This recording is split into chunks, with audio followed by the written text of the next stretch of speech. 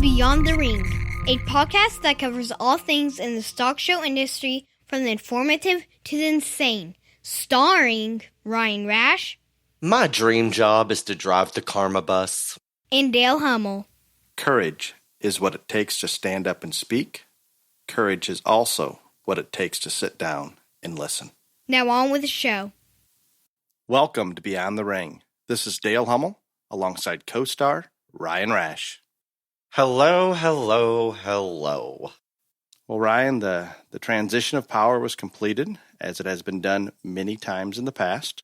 The military did not arrest anyone. Oh, don't even start on that bullshit. The National Guard did not rebel against President Biden, and President Trump did not obstruct the transition. See, this is the problem. You're giving oxygen to all that BS that we have been. Don't even bring that stuff up. I'm pointing out the facts that happened today.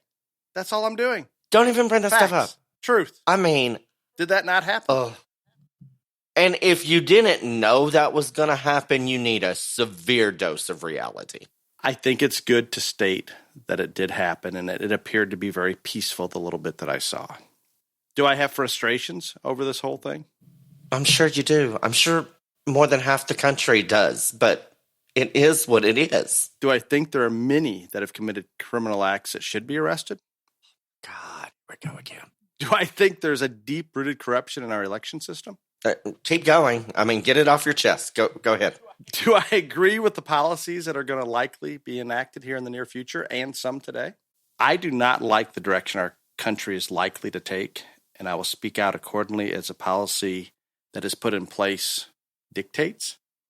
But if I stop and try to get over all those things that I do not think are going the right direction, what I am probably the most frightened over is that this is going to allow the opportunity for other countries, primarily Russia and China, to position themselves in a manner that will lessen our influence around the world and possibly our own sovereignty. That does concern me. Are you done? Yes. Have you got that off your chest? I'm opposed to the few of the 17 executive orders that were put in place today, the ones that I'm aware of. Okay, I'm going to make this real short and simple for you, okay? 4 years ago on this day, I have never been so excited, proud, happy, all this other stuff, and there was a whole bunch of freaking people that were ruining and raining on my parade because they kept saying, Trump's not my president, and all this other bullshit. Biden got sworn in as the 46th president of the United States today. And I am acknowledging him as our president. I don't have any issue with that. I'm stating that. So therefore, he is my president. He is mine as well. I did not support him. I did not want him. I didn't vote for him. And I am worried that he could screw a whole lot of shit up. But I wanted all those people to give Trump a chance 4 years ago, and none of them did. So I'm going to give him a chance to prove me wrong about his administration, about his policies, and about his ability to lead this country. I'm going to give him the chance they never gave Trump because I am better than those people in the way they acted 4 years ago. So I'm going to come into this with an open mind. When he does something I don't agree with, I'll have no problem talking about it.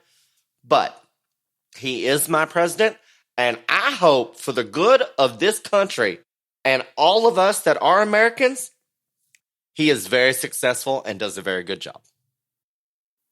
I agree 100% with you. He is my president. I gave him a chance. I did. When he came in, and until I saw some of the executive orders he put in place today, I gave him a chance until then. When we're going back in the WHO, when there's hard evidence that they basically helped Communist China Party cover up their actions, when we jump back into the Paris Climate Accord, when we stop the construction of the wall, even though it has funding,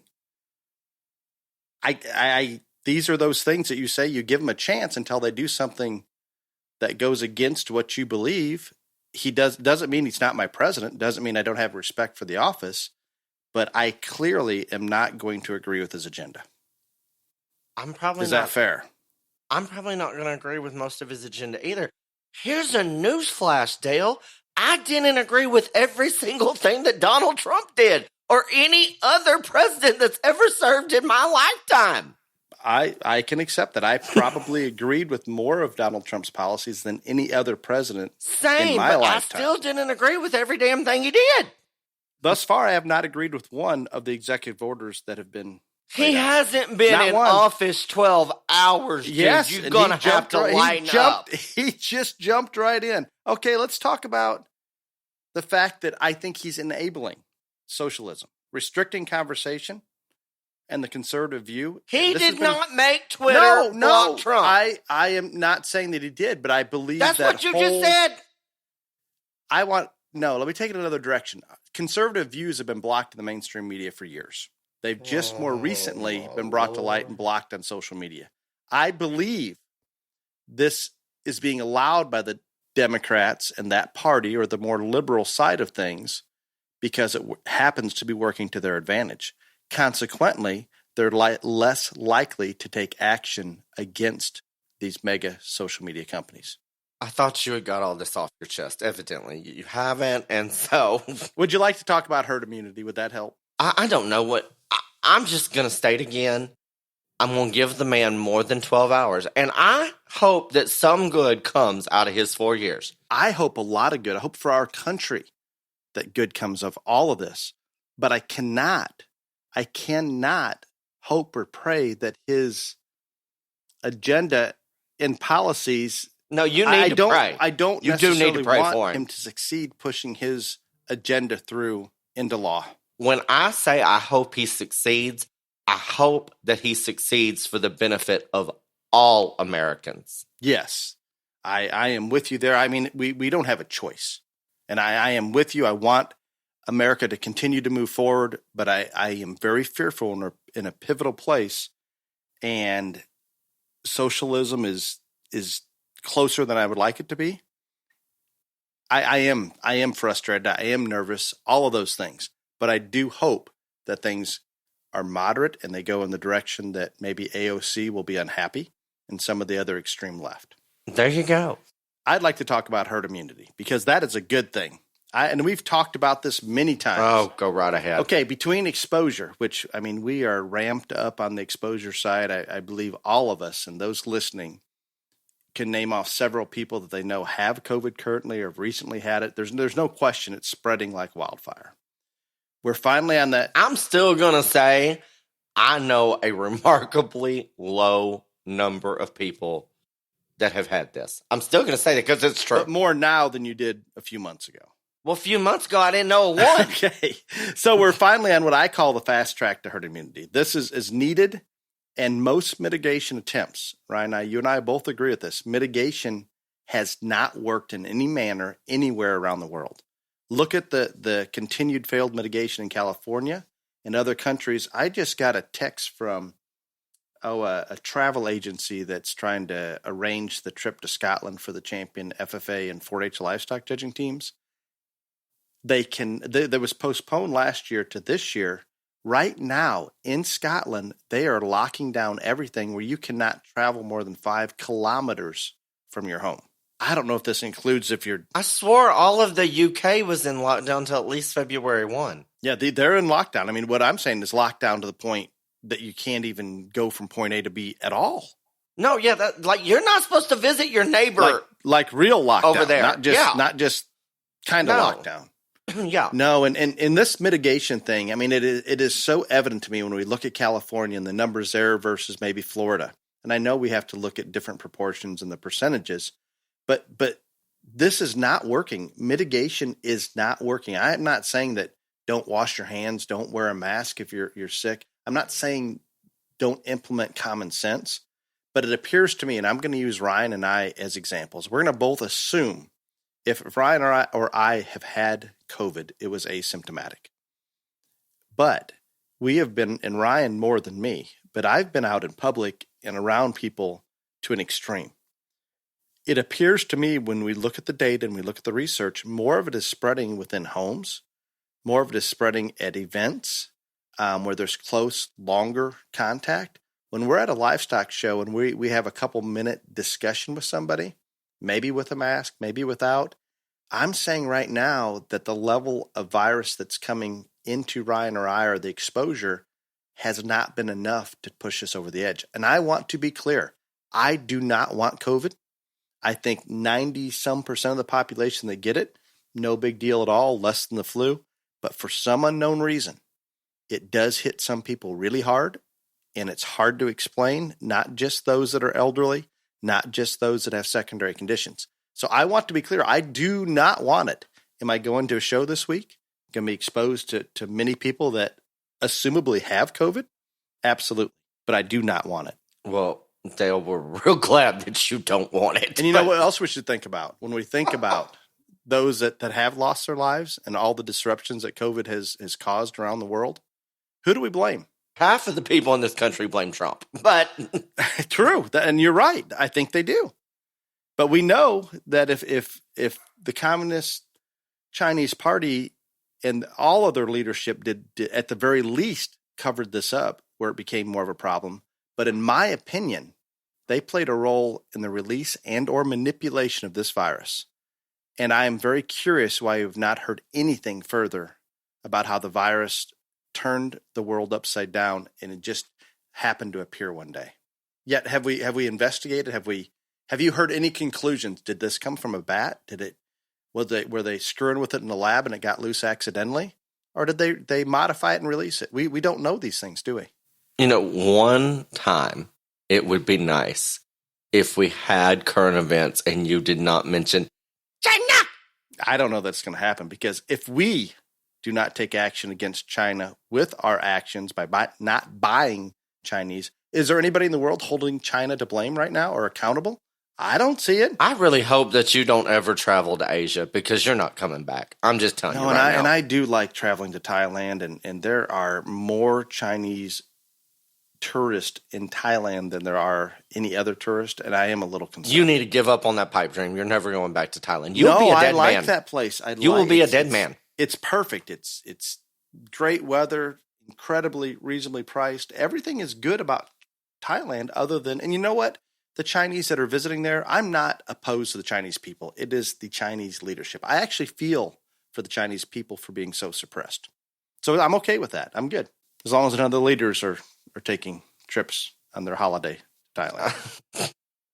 I did think that it was interesting that we had heard nothing.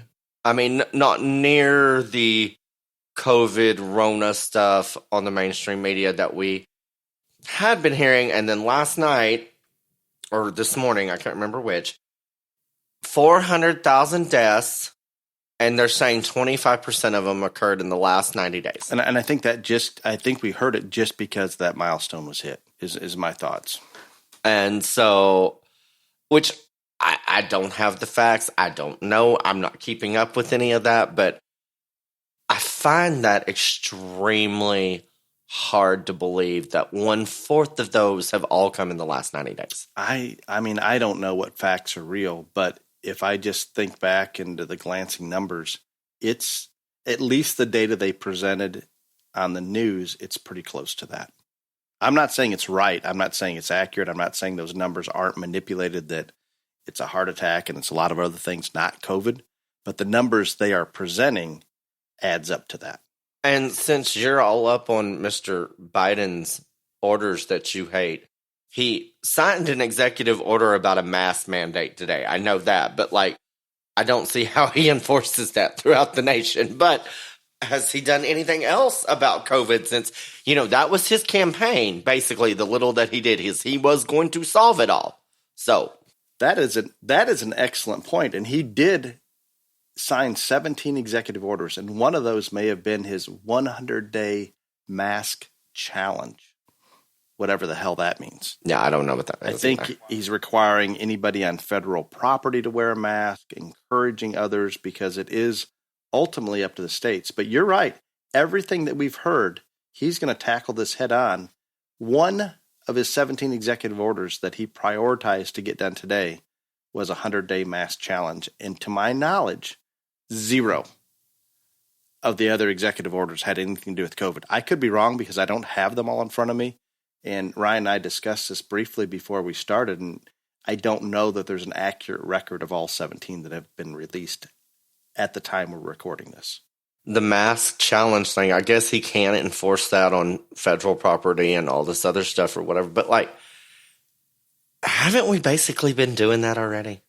I think, yes, I do. I believe that. And I'm not opposed. And Ryan and I talk about it. We'll wear a mask if it helps kids get in the show ring or any good cause. Or if we're not feeling well, I think you go easy. Speak for yourself. Okay. Other than pageants and kids showing, I'm not sure I'm real keen on wearing masks.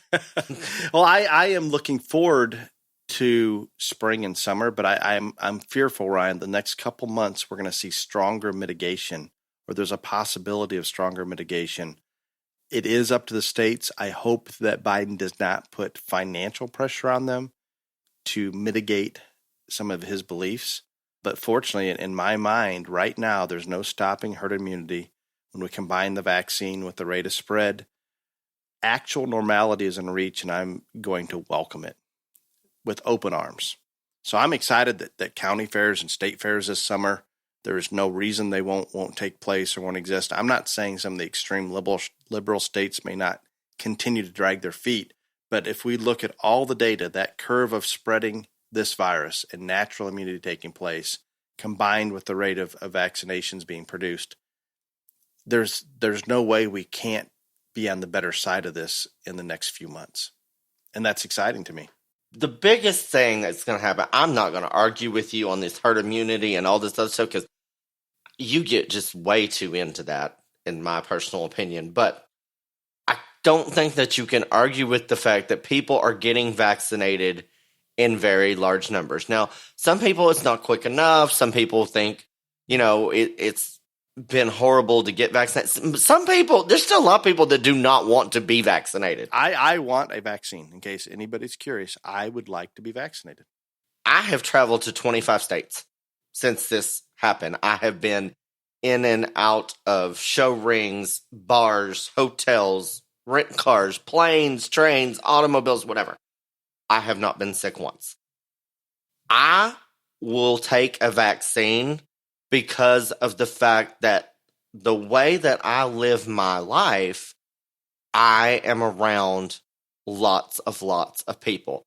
Now, most of the people that I'm around are not in the high-risk group, but still, it's not so much for me as it is a precaution for everyone that I'm around. And so I am not opposed to a vaccine whatsoever at all. My whole point on this is whether you want to be vaccinated, don't want to be vaccinated, think the vaccination deal's going great, think it's going horribly slow, whatever, their numbers of people getting vaccinated are improving and increasing every single day. The bottom line is that helps the things that we want to happen be able to happen again with less trauma and strife. And that's just all there is to it. Because I think at everybody's single core, anybody that runs a livestock show, involved in a livestock show, any of that, I really don't think any of them were truly afraid that if the show happened, everybody would leave there sick and all these deaths would happen. They were afraid of liability, and I don't blame them for that. I never have. I understand that part of it. And so, again, I think vaccines, and whether you get vaccinated or not, the majority of the country is going to. That only helps our cause, in my honest opinion. And we only need to get to 60 to 70% immunity, combining the natural immunity from having COVID and the vaccines. And we are approaching that. That is a wonderful thing, because I know Ryan gets tired of hearing about herd immunity, but in all reality, in hindsight, that is the only thing that is going to stop this particular virus, period. And in hindsight, it's easy to see that less mitigation and more efforts to protect the elderly and the vulnerable would have been a very, very clear path. I wish moving forward, because we're not all the way out of this, we could evolve as soon as possible into protecting the vulnerable more, protecting the elderly more.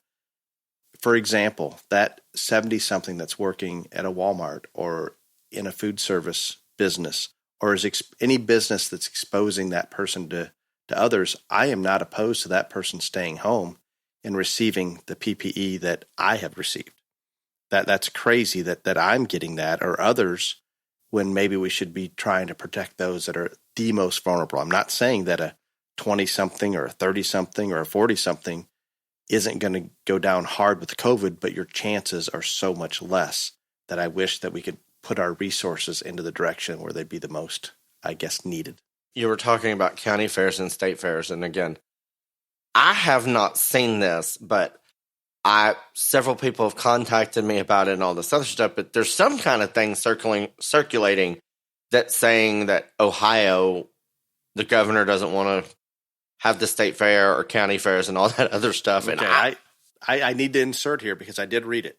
Oh, okay. See, I haven't seen it, but I'm just telling you, I'm judging half the county fairs in Ohio this summer. So if this is real, this is going to be a big problem. No, and I think you're going to judge those. It is a fact that they wanted him to sign a bill that would state they are going to absolutely happen, go forward with planning it, all those things. He said that is likely. From what I take from it, I don't think he's objecting to that happening. He's just not willing to go out there right now and say, yes, everything's going to be completely wide open. Let's plan. Let's do all these things.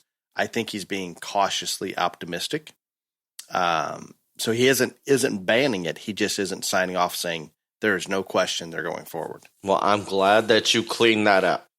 Cleaned and cleared that up. Do I wish he would just sign off and all of those things, jump in board, and maybe I'm taking it wrong, but I'm still very optimistically hopeful that things are going to be positive in Ohio. And I did get a call from, I believe it was West Virginia today, on a show that I'm judging this spring, and they're actually moving that show, it looks like, from West Virginia to Ohio. And he spoke to the health department where he's going to hold the show. Everything is a go and real positive. So I think Ohio's safe.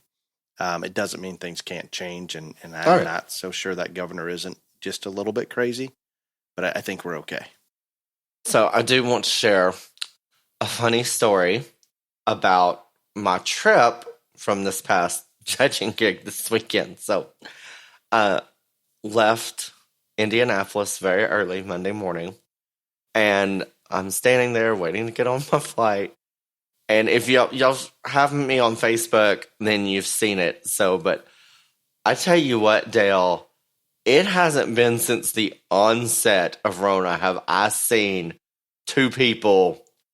I mean, they look like they were the Ghostbusters. I saw your pictures, and I'm going to throw myself under the bus. That first month of Rona, I was there. Did you have that big old weird double-sided mask like they think? No, I don't even know how to describe it. I did have the Tyvek suit, the plastic boots, and a mask. No, but not like to the extreme they had it. That was before we knew whether COVID's going to knock you down dead or what. We didn't know. They had three masks. They had like a paper one, a cloth one, and then they had some contraption that had these like breathing vents on. It was impressive. I mean, it was a lot. Now, if I would have had access to that the first time I had to go to the airport several days after the onset of COVID and not knowing how deadly or non-lethal it was going to be, I probably would have worn it. I tell you what, and and then, of course, I put it on Facebook, and so a bunch of people were like, and not on mine as much, but a lot of people shared it, and people were like, this is a doctored photo. People did that at the very start. They're not doing it. And I kept going, no, this was today, sir. This morning. This was real. If you don't believe me, get on my Snapchat. You can see a video of these people getting on the plane. But, yeah, it was a lot. But that's a good story. And that was entertaining when I popped that up on your Facebook. I tell you what, I was sitting there. I mean, I was doing my best to keep a straight face during it all, but I didn't do very good. And I'm probably well aware that they knew that I was taking pictures and Snapchatting them, but I don't care. It is what I do to entertain you people. Okay. And I'm pretty sure they had other pictures taken of them as well. I'm sure I wasn't the only one, but. Are you ready for the county fair mentality? Oh, yes. This would be great. And before we get in there, you and I need to acknowledge that the majority of the stock show families prioritize winning their county show at the top of their goals each year. the reality, and it serves a great function as an educational tool. Thus, we need to do whatever possible to encourage more common sense approach from those in charge and try to help make each county show a positive educational experience with less power flexing and drama. And we'll talk about the drama a little bit today. The county show needs to foster growth and education in our industry, allow the county show to be a place that families can decide if they want to press forward and go on to a state fair, if they want to go on to national shows. It just should be a positive experience. And I'm sure there are many county shows out there that are very positive, and it's a great experience. But unfortunately, we have some that kind of go the other direction, and we're going to kind of sort that out today. Are you done? I am. Well, at least with that lovely thought. And in the morning, I will wake up. There will be a rainbow in my front yard, and a unicorn will be eaten outside. Won't that be pleasant? What about the wild hogs that are tearing your yard? Dale, I worry about you sometimes. I really we can help this. We just need to take a positive approach. We can help the county fair mentality. We can. Well, that's why we're talking about it. But if you think, never mind. No, I'm gonna try to be a Christian white woman right now and not go crazy on you. The Lord is testing me. And I probably should disclose that I've limited the county show experience for our children for the simple reason of avoiding the drama and other complications. So I don't want to be hypocritical. From the time I was in 6th grade on, I begged my mother to not make me show at the county fair. It was so painful and so miserable and so awful. I was just like, please, Cherie, we don't have to go. Now, you see, my children, when they were younger, and even till today, they want to go. More so now to socialize with their friends, not necessarily take the camper, but don't take the animals. Well, Dale's given his opinion, and while, yes, I agree with him that the county fair should be a positive, educational, uplifting experience, and, rainbows and butterflies should reign supreme, too. That's not how it is. And I have been... You cannot say that for every county fair. I can say it to almost every... And I'm not talking about as a judge, but I'm talking about as a participant at a county fair. And I don't know many people that have participated in more county fairs across the state of Texas than I have in form as a participant. And you're only supposed to compete at your own county fair. So, you've never been to a county fair when you brokered or sold something for somebody else? Not very many, but yes, we have. Okay, well, I have a lot. And so, because just of what you said, everybody wants to win their county fair. So therefore, when you sell animals, you go to the county fair to help out. Part of the reason that we don't is in this part of the world, we're just not allowed. We can't participate and help, and we'll talk about that a little bit. Well, anyway, back to finishing my thought. I have been to lots of county fairs, and I have never had a pleasurable experience at one. So I get it. And as you know, it's unfortunate for a lot of the families. It's a no-win situation. The families that work hard and compete on the national stage on occasion are accused of bringing a knife or a gun to a knife fight, I should say, or just they're competing where they shouldn't be competing. And if they choose to not participate or compete at the county fair, then they're accused of being too good to go to the county fair. It is a no-win situation for a lot of families that I visit with, and I don't know what the solution is, but I think the more effort we can make to reach out and try to educate others at the county show, the better. I just don't know that it's always welcome. I think the basic problem, what causes this county fair mentality that this topic is about, is, when you compete at a jackpot show or state fair or a national show or any of those things, you go to the show, you might spend a weekend, sometimes you spend a week, whatever, and then you go home. You don't see those people day in and day out. At the county fair, when that county fair is over, you're going to see a lot of those people daily. And I truly think that is the root of all of it right there. The discussion at the coffee shop might play into it. That out of sight, out of mind thing, that doesn't work at a county fair level because you see those people year round. There's a lot to that. I'm with you on that. So, since we are talking about this, I think some of the things that my experience with county fair shows is the first thing that they want to do is they want to put in every single rule that they think will make it impossible for someone who has shown outside of the county level and been competitive, that those rules will make it impossible for them to have the edge or the advantage, which it is the opposite. And so any of you people out there, any of you people out there that are on a county fair board and listening to this, those people that go to other shows and win, they've dealt with rules. They understand. So the more you put in there, it's just to their advantage.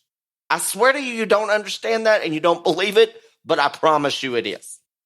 So the no fit rule, no outside assistance, those things don't help, do they? No, because no, they don't. I don't care what it is. I don't care if you can't fit, there's no outside assistance, all this other. The more rules you put in place, the more competitive people are going to have the advantage. That is why I will continuously and always say there should only be one rule in stock shows, and they start at noon. And I do not agree with that, by the way. But you do agree the more rules you put in place, the people that are competitive will always not get around them, but they will know how to strategize and how to adjust to those rules better than the people that only go to the county fair, right or wrong.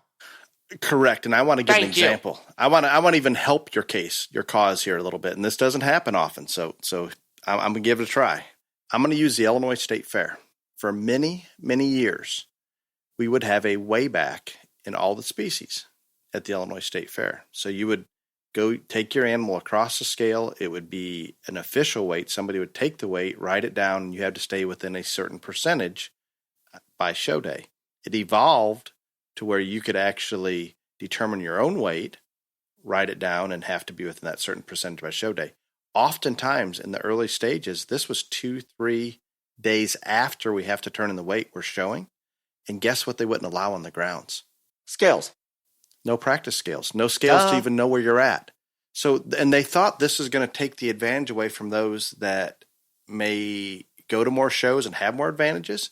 All it did was got all of those that weren't doing this every day as a part of their life, they're going to weigh out because it's harder to, it's impossible.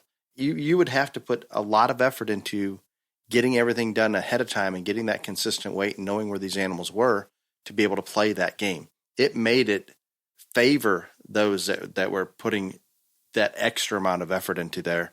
And it took out that 4-H kid that thought, well, I want to go try the state fair just this one time. Guess what? They're weighed out.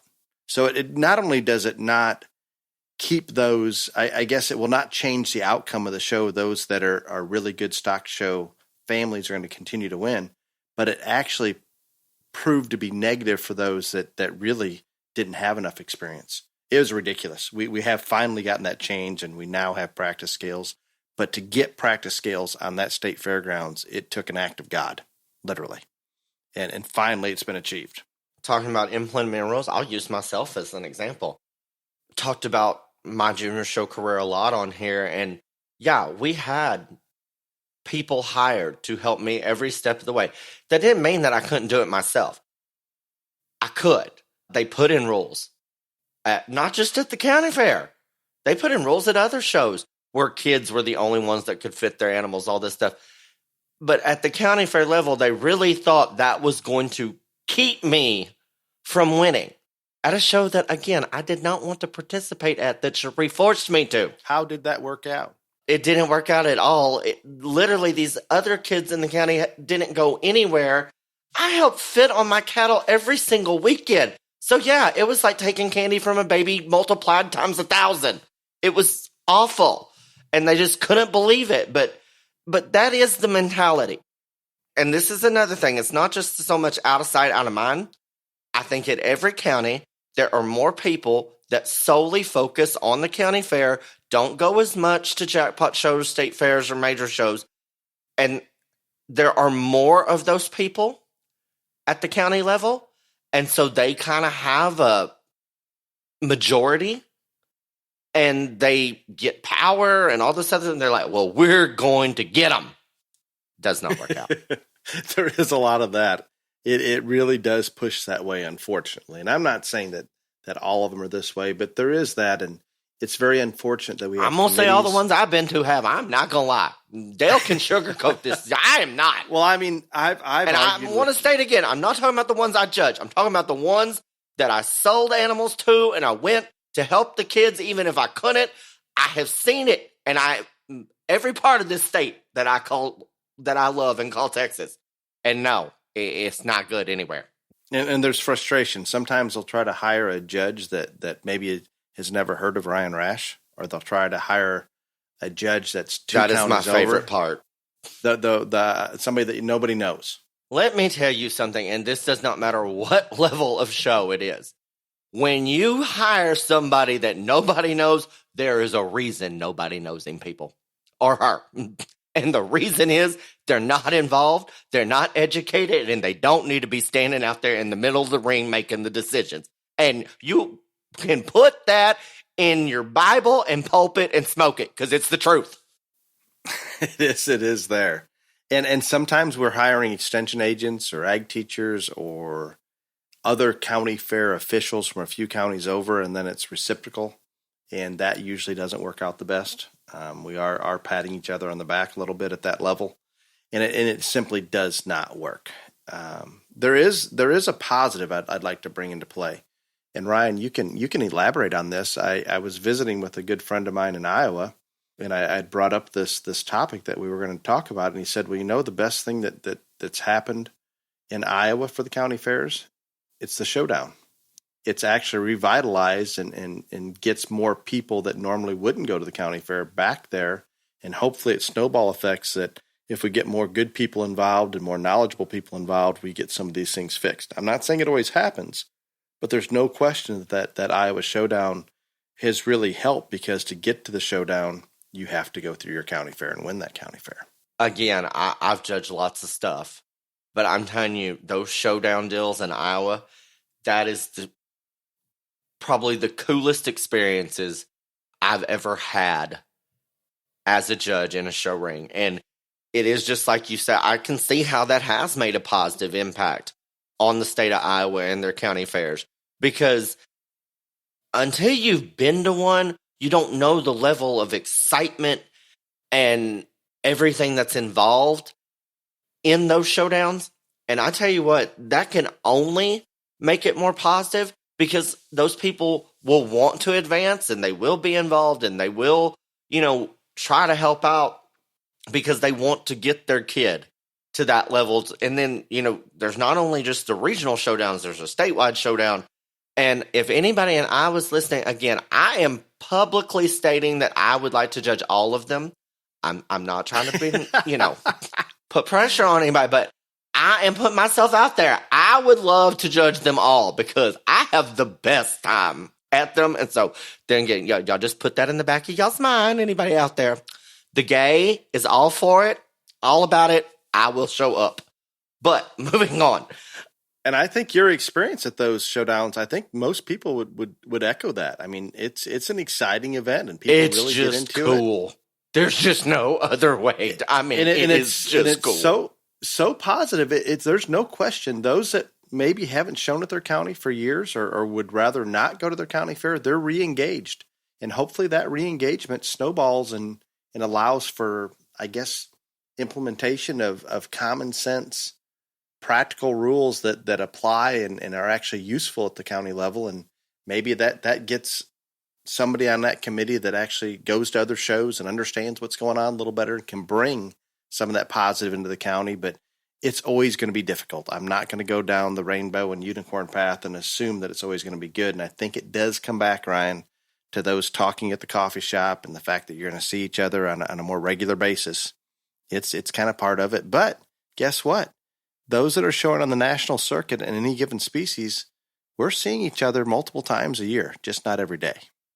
No, and we do see each other multiple times a year, and I get that, and it does not matter what level that you compete on, you are going to rub people the wrong way. I don't care if you are Sister Mary Frances of the Catholic Church down here, whatever. Not everybody is going to like every single person. That's just how it is. Now, I don't know, and, my mother has always told me that there is something greatly wrong with me because that part of people that wants people to like you, I don't have that. I just never have.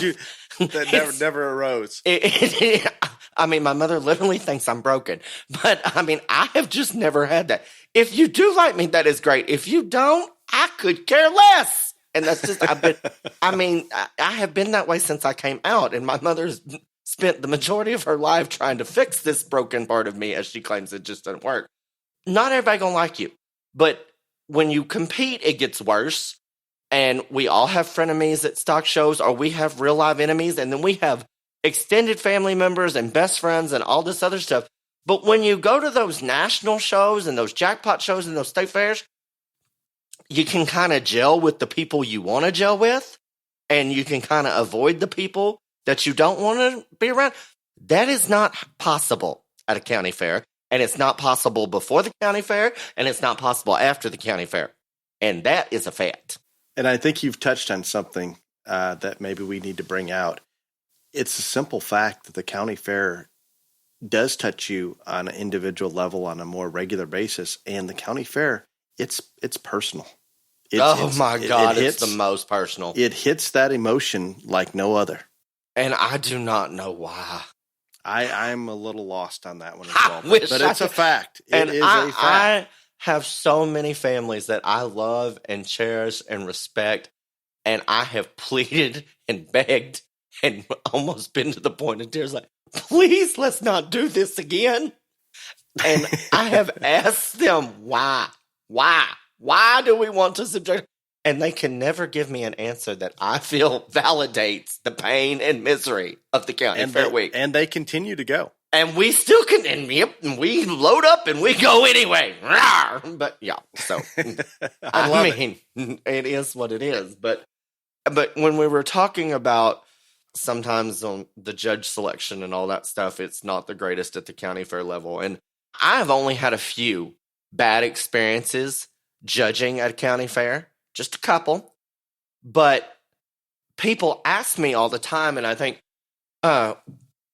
when Chris Mullinex was on here with us after they won Louisville, he talked about the fact that people call him up and, well, we know you're not going to judge our county fair, but they ask anyway. And so people, that seems to be a mindset, because I get it a lot when they call and ask me to judge county fairs. Well, we know you're not going to be interested in doing this, but we're going to ask you anyway. And again, I try to make every single one I can. And the reason I do is because, kind of like this podcast, if you're not trying to help be a part of the solution or fix the problem, then what are you doing? And so that's why I do sort county fairs, is because I know that a lot of times the judging on that level is a little more tainted, a little less clear or concise and honest. And so that's why I try to, anytime they call and ask me if I can be there and I'm not booked, and again, they can make it work financially wise in terms of my expenses, I'm going to go and I'm going to show up, because I want that county fair, for my part as a judge, to be good for all those kids. Because again, like you said at the start, more people compete at the county fair level. So it does need to be positive. It does need to be honest in terms of the judge and forthright and all those things that we think about when we think of this process in this industry. That needs to happen at each and every county fair level. It doesn't, but it needs to. Therefore, if I say no to county fairs, or when some sorters out there say, well, I'm not going to judge a county fair because all you do is get people mad at you and all this stuff, then you're part of the problem instead of the solution. Absolutely. And I like that analogy, Ryan. And you're so correct. It is there. And I think a lot of county fairs, if you would reach out and ask some of those that you think maybe wouldn't take it, you might be surprised. I hope they would be. No, I mean, I do think that more people than you think are not opposed to judging county fairs, but I'm also going to say that I do know that there are a lot of people out there that are like, yeah, I'm not doing that shit. And I mean, they're just not. And maybe they've done enough of them. Maybe they've gotten to the point where they just. I mean, now think about it. Now we're talking about all the stuff that happens before, after, and during a county fair. That also happens to the judge on some level. I mean, it does. I'm being honest, and it's never affected me. But there have been more people at a show, before a show, on any other level, try to influence me at a county fair. Some people have just said, now this is what you need to do. Of course, that doesn't. As a superintendent or something like that. Yeah, I'm not talking about, Joe Blow the dad. I'm talking about people that are up in the room, and you failed to bring this out earlier. Dale, we just got started talking about this stuff. Okay. But no, more pressure has been applied to me at a county fair level than any other place. And again, it doesn't work. And I mean, I don't, have a Real Housewives of Jersey moment and flip over the desk in the office and go crazy. I just sit there and listen. And I say, well, I'm going to do what I think is right and all the, and all this other stuff. But no, I mean, that happens. And because I judge them so much, I'm telling you, I know it's there. But again, and I could get fed up with it and I could say I don't have to do it, but then I'm not being a part of the solution. I'm just adding to the problem. And even the times when those experiences have been there, sometimes it's real subtle, sometimes it's not, but I've still had good experiences at those county fairs. Very few times have I left a county fair, couple actually, I'm just like, God, I wish I hadn't have done that. And that has been there too. But when you judge as much as I do, you're going to have that. I mean, I tell people all the time, and this goes back to I don't care if you like me. There used to be a time and place where I would laugh and joke about you're only going to make one person happy at a show. I don't even know if that's possible anymore because I'm telling you, I judged a show one time that the person had grand, third, and fourth overall, and they were mad because I didn't use the one that they liked. So I have judged a show where I made nobody happy. So there you go. It can be done. So what are if we try to summarize what we can do in a positive manner, what suggestions do we have to try to help improve our county fair situations? Well, I think probably the one thing that a lot of people do, and we kind of touched on this last week, and it's going to be more difficult at a county fair level. They just want to complain on Facebook or they want to gripe to their best friend and all that other stuff. And it's okay to vent, not on Facebook. I never think it's okay to vent on Facebook. But venting, kicking rocks outside, whatever, it happens to all of us. But to be effective and change, then you're going to have, and like some people have very competitive counties. Some counties aren't as competitive. But like you've got to go and be rational and reasonable and talk people through it. And like say, this is how we can make this better. What can I do to help make this better? Because again, you got to be a part of the solution. And those are things, and if the board runs your county, go talk to those board members. Go talk to your ag teachers, your county agents. Because I think or at least in my state, the ag teachers and the county agents are a very underused resource in terms of that. Because all of those ag teachers and county agents go to jackpot shows and state shows and national shows, so they get it. But they're also very influential at the county level. And you can say, hey, what do we have to do to go to this board, do this to make this better? And so those are something that I would suggest is, again, nothing is going to be solved yelling, screaming, griping, complaining, or bashing on Facebook. Rational exchange of ideas is something that I always think helps. I think that's a great direction. And when we try to improve things in those that maybe have more experience in the given county that are showing at the state and national level, sometimes their suggestions are not wanted by some in that county or those committees, but do whatever we can to take that approach to try to bridge that gap and be one of those that's happy to go out and maybe help that new kid that just came on board in the sheep barn, or first time family with pigs, or maybe let's put on a little bit of clinic at the county fair the night before the show, and here's a little bit about showmanship, or here's what we need to do. Whatever we can do, we've got to continue to do. Things like the showdown in Iowa, I think, are fantastic. There's no question that's impacting the county fairs. I hope for the better, and I hope it's setting a good example when you're getting those families that show at multiple shows and national shows back at the county shows. That hopefully is a positive thing, and we are going in the correct direction. But I know as a judge, and I don't judge near as many county shows or shows as I used to at one time, but Ryan, do you object, since you see a lot of the county shows, if you see something that just mechanically doesn't make sense, is there anything wrong with you saying something to that show committee that maybe next year you want to do this or that? I do a lot. Yeah. And they don't always ask for my input, and I say, I'm just going to tell you from my standpoint, X, Y, and Z is dumb. And so, again, a lot of county shows do say at the end, hey, do you see anything that we could have done different or better? But like, if I see something that I know is pointless and hurting more kids than it's helping, whether they ask me or not, I'm going to say, okay, this right here, this needs to be changed because this is not working for anybody. But to touch on something you just said, that, you know, the people that are successful, that their opinions aren't going to be wanted at that county fair level, I get that and I understand that. And maybe I should have worded it a little differently. But in every single county, I believe there is one level-headed, rational person that is involved at a level where they can affect change.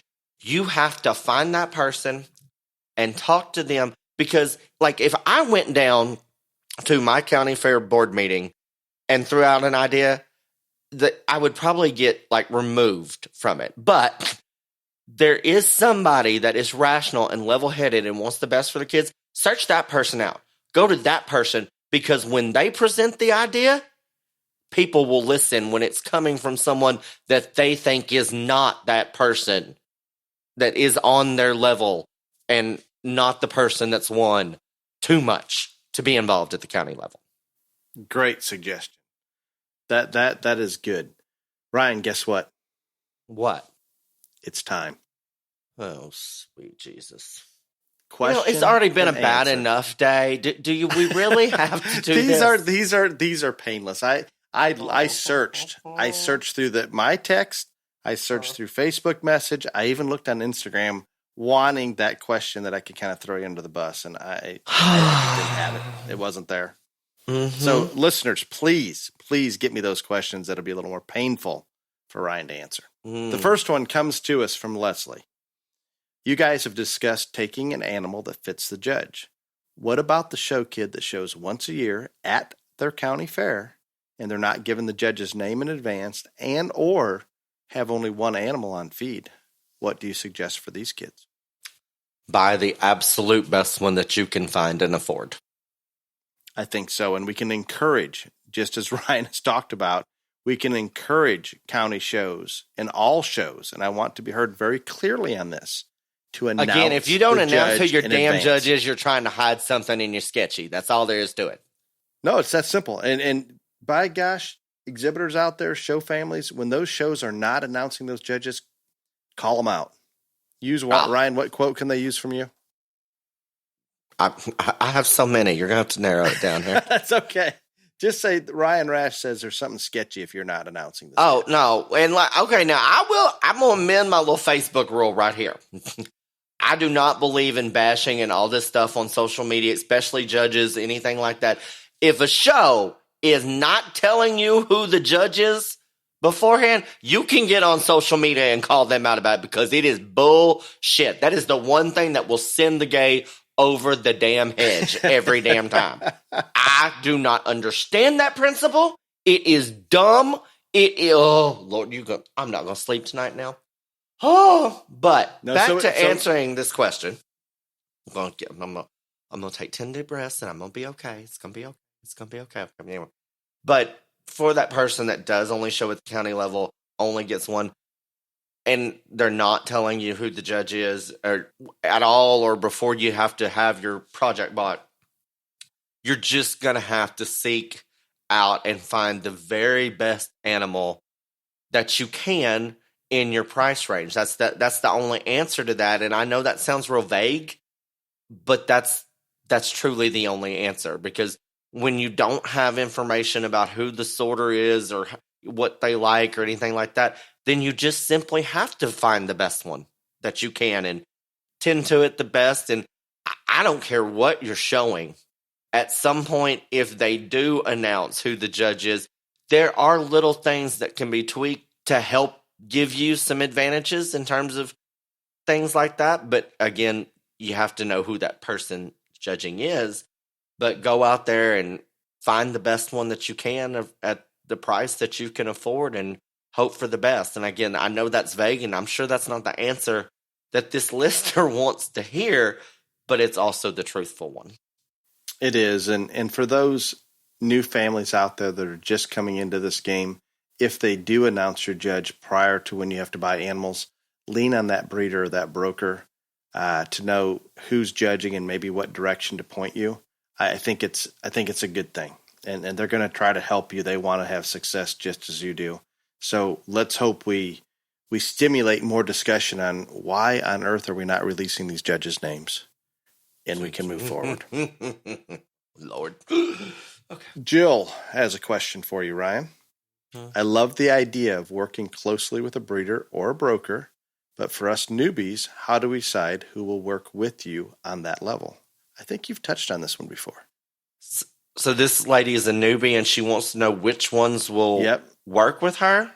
Which ones? How do you decide on which breeder or broker how do you decide? Work with you? These are the things that I would probably rattle around in my mind and have as priorities. First and foremost, I think for a first year or a new family, that where that person is located in relation to where you are located is important.